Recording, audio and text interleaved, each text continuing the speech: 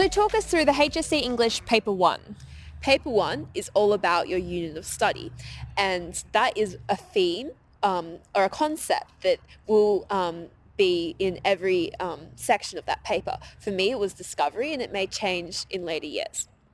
Now, paper 1 is divided up into 3 parts. Each of them is worth the same amount of marks, so you should roughly spend about the same time on each part. The first part are short responses in response to unseen texts. The second part is your creative writing, and the third is, of course, your essay.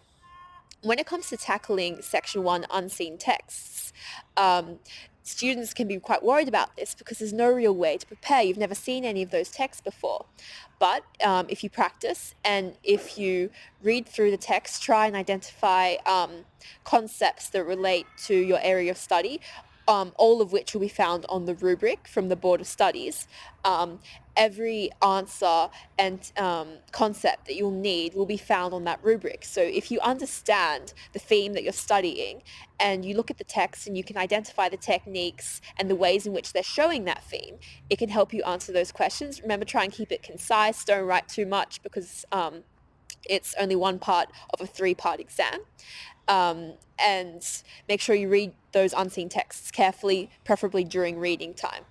Now, section 2 is your creative writing, and you'll have a stimulus or a question which you'll need to address.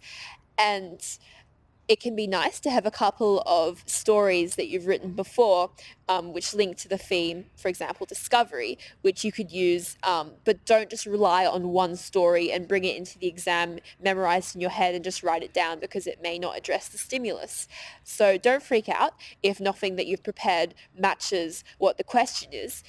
Think for a moment, calm yourself down, and try and organize your thoughts. And if you address the question, even if it's a story you've never written before, you'll probably get much better marks if you just blindly write down something that isn't relevant to what they're asking you to do. For section 3, it'll be an essay, and it'll be an essay question again based on that theme, for example, of discovery. And you know which texts you've studied.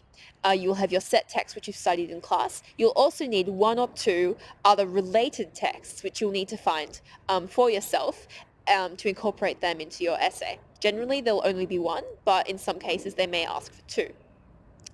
And all 3 sections, as I said, you should try and spend equal amounts of time on, with the thought that you should spend a couple of minutes at the end revising your answers, reading over it, and making sure that you've completed every section to the best of your ability.